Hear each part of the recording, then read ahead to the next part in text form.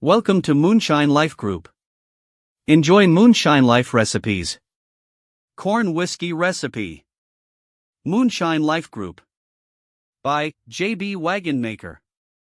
If you're looking for instructions on how to make corn whiskey moonshine, you're in the right place. Following is a detailed corn whiskey moonshine recipe, illustrated with pictures. If you like it, make sure to check out our other articles on making moonshine. Ingredients. As far as ingredients go, you'll need the following: 8.5 pounds of crushed corn, sometimes called flaked maize. 2 pounds of crushed malted barley *. 6.5 gallons of water. 1 package of bread yeast, Fleischmann's Active Dry works well. Note: barley must be malted, otherwise recipe will not work, more on this below. Procedure. Heat 6.5 gallons of water to roughly 165 degrees Fahrenheit. Once the temperature is reached, cut off the heat. It won't be needed for a while. Pour all of the crushed corn into the water and stir for 3 to 5 minutes. After that, stir for 5 to 10 seconds every 5 minutes. The corn will turn to a gel as it gets stirred up. Do not be alarmed, this is perfectly normal. The corn is being broken down and starch is being released, which makes the mixture quite thick. Once the barley is added and mashing begins, the mixture will thin out considerably.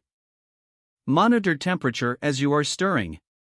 Once temperature has dropped to 152 degrees, add the malted barley and stir for 1 to 2 minutes.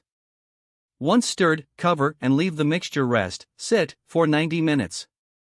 During the rest, enzymes in the malted barley will actually convert starches in the corn and the barley into sugar. Later, during the fermentation process, yeast will be added and they will actually turn the sugar into alcohol. So, to rephrase that, what we're ultimately trying to do during mashing is turn grain starch into sug, or so we can add yeast and turn the sugar into alcohol during the fermentation process. The enzymes found in malted grains, i.e. malted barley, are what make this conversion. Without enzymes, none of the starch will be converted into sugar and fermentation will fail.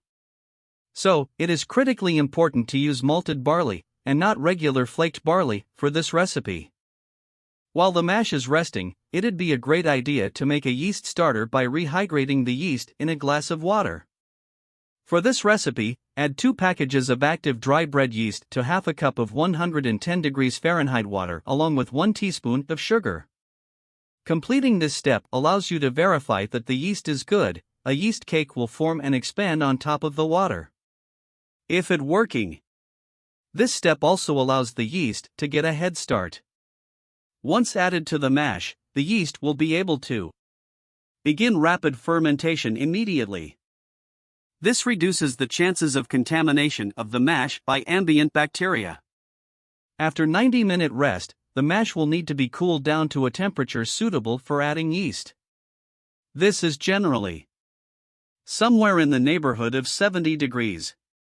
Either use an immersion chiller to rapidly cool the mash, or simply leave it sit for several hours. Once cool, you'll need to pour the mash through a cheesecloth or a very fine strainer to separate solids. We like to use a cheesecloth and we'll scoop a little bit into the cheesecloth bat at a time and then squeeze the hell out of it. If you use small amounts, you can wring out the bag and recover most of the liquid, which means you'll end up with more final product. After cooling and removing grain solids, aerate and take a specific gravity reading with a hydrometer or a refractometer. The easiest way to aerate is to pour the mash back and forth between 2 sanitized buckets. If you see froth and bubbles forming when you do this, you're doing it right. Pour back and forth 10 to 15 times. Take a specific gravity reading by filling a test tube and using a hydrometer or by dropping a bit on a refractometer collection plate.